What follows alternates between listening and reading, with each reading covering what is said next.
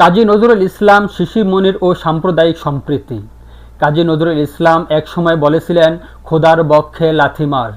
এই কথাটি শুনে তৎকালীন কিছু আলেম ক্ষুব্ধ হয়ে তাকে কাফের ঘোষণা দিয়েছিলেন, কিন্তু কবি নিজেই মঞ্চে উঠে স্পষ্ট করে বলেছিলেন, আমি সেই খোদার বক্ষে লাথি মারতে বলেছি যার বুক আছে, প্রকৃত খোদার তো কোনো বুক নেই। এখানে নজরুল আসলে ভণ্ডামি, কুসংস্কার ও মিথ্যা খোদার বিরুদ্ধে প্রতিবাদ করেছিলেন। এই কথা শুনে তখনকার আলেমরা লজ্জিত হয়ে সভা ত্যাগ করেছিলেন। এই নজরুলই বলেছিলেন, মোরা এক বৃন্দে দুটি কুসুম, হিন্দু মুসলমান, মুসলিম তার নয়নমণি, হিন্দু তার প্রাণ।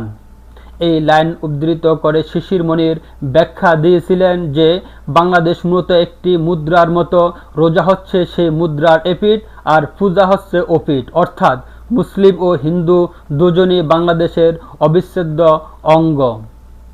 কিছু মানুষ এই বক্তব্যকে ইসলাম অবমাননা বলে রাগ প্রকাশ করেছিলেন, কিন্তু বাস্তবে শিশির মনির উদ্দেশ্য ছিল সাম্প্রদায়িক সম্প্রীতির কথা বলা।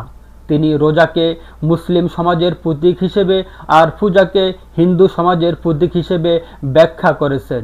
তার বক্তব্য ধর্মান্তরিক নয়, বরং কাব্যিক ও রূপক অর্থে।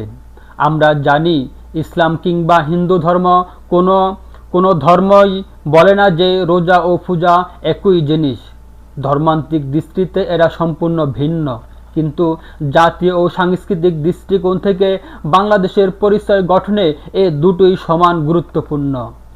এই দেশ মুসলিম হিন্দু মিলেই সম্পূর্ণ। বাংলাদেশের চিরতায়ন বৈশিষ্ট্য সাম্প্রদায়িক সম্প্রীতি।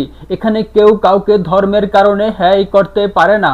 প্রত্যেক নাগরিকের অধিকার আছে নিজ নিজ ধর্ম সুন্দরভাবে পালনের। তাই বলা যায়, জাতীয় ঐক্য ও সাহিত্যিক রূপকের দৃষ্টিতে তিনি আসলে ভ্রাতৃত্ব, সম্প্রীতি ও সহাবস্থানের কথাই বলেছিলেন, এবং কোনোভাবেই তিনি ইসলাম বা রোজাকে অবমাননা করেননি।